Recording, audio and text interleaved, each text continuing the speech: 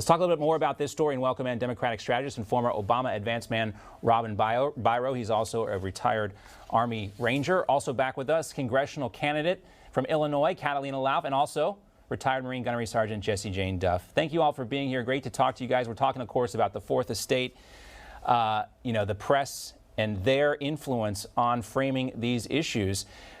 Specifically, Robin, I want to focus on something that a federal judge said. You see some of the reporting here last week about the news media. Quote, two of the three most influential papers, at least historically, the New York Times and the Washington Post, are virtually Democratic broadsheets. That's from Judge Lawrence Silverman, who is a member of the U.S. Circuit Court of Appeals and District of Columbia. Quote, and the news section of the Wall Street Journal leans the same direction. Nearly all television, network, and cable is a Democratic Party trumpet, he wrote. Even the government-supported National Public Radio follows along. Robin, I think we do have a problem in this country when it comes to the Fourth Estate. We need a unbiased media.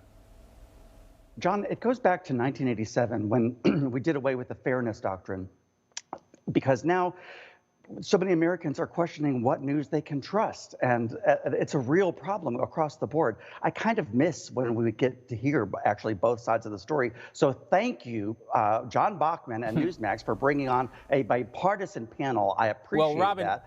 Viewers appreciate that. You are one of the last Democrats who's willing to come on here. I mean, because you actually call stuff what it is sometimes, but you know, Catalina, when you look at this situation, you know, there are different kinds of media too. There are media outlets that have FCC licenses. They broadcast stuff over the public airwaves, radio, terrestrial radio, television. You know, you have the establishment media that came of age in a time when that was the deal with the public. They're going to report it straight.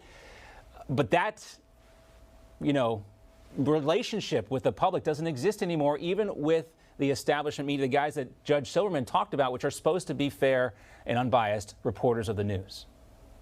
Yeah, you're absolutely right. I mean, these have become basically state-run media influencing public opinion with not the facts. And, you know, to Robin's point, this stuff has been happening even prior. I mean, after World War II, there are plenty of references back in the 50s where people were very concerned with the New York Times pushing communist propaganda. So this is not a new thing, but ultimately what it comes down to, especially now in the digital era where you have Twitter, you have social media now, with that ability to not only perpetuate what the media outlets are saying if they're not even factual, but also they're silencing the truth in a lot of ways. And they are not allowing people to think for themselves. They are basically telling you that you must listen to everything that you see and hear. If it's on our platform, we're deciding what is fact. And that's a huge problem with it's concerning in a free country where we are supposed to establish free thinking and make decisions based on the truth and fact. And you're not seeing that, and which is why you see a lot of distrust in the media now altogether. And I think it's actually going to push people, though, into trying to seek out kind of the truth and think for themselves. Well, you hope so. And go. You really hope so. I mean, I'm optimistic, like you are, Catalina, that the American public will choose that ultimately in the end here. And but Jessie Jane, I just want to focus on Yamiche Alcindor, who is a reporter for PBS. You know, she's paid with our taxpayer dollars. And she just tweeted out 17 minutes ago, quote, I'm praying, and this is quoting President Biden here, I'm praying the verdict is the right verdict. I think it's overwhelming in my view. And then she follows up with Jen Psaki's comments that she says Biden weighing in on the verdict in the Chauvin trial. She won't explain what the president means by the right verdict. But anyway, she's tweeting this stuff out. She's almost gone to the point of advocacy. And, I don't hold all media to the same standard, but when it comes to PBS, I hold them to a high standard. And, sometimes her reporting borders on advocacy. Yes, this has been going on for some time, though. I mean, what president said, all I know is what I read in the papers, or I believe in the papers, which was sarcasm to the reporting is false.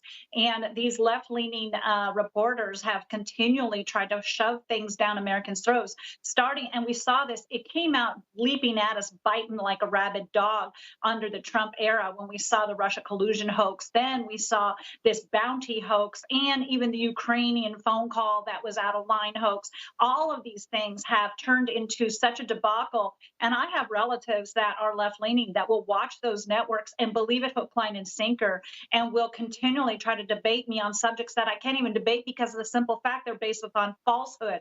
But NPR receiving the government funding that it gets, the National Public Radio Service, and even PBS, you kind of take a step back and think, if they're influencing this trial in any way, level, or form, and there should be an acquittal, that we are going to see a robust rioting in this country simply because so much media is suggesting or indicating, or basically we got the President of the United States stating what the verdict should be. And I just find that horrible, because if it isn't Chauvin, it could be any one of us that is put up on trial for something, and we need to have an unbiased reporting on that. There's a term in the media business they call anticipation, and it's what you always want to avoid.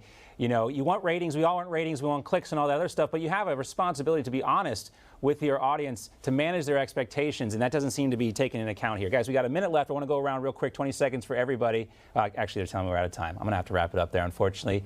I wanted to ask you all about Ayanna Pressley, who's a big champion of canceling the rent. She is, in fact, a landlord, but we'll save that for another day. I'm sure you can read more about that on Newsmax.com. But our thanks to Robin, Jessie, and Catalina. Great conversation, guys. We appreciate it.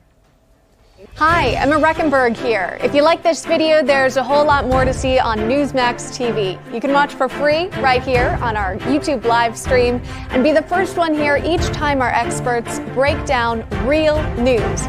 Just hit that subscribe button, ring the bell icon, and stay with us on America's fastest growing cable news channel, Newsmax TV.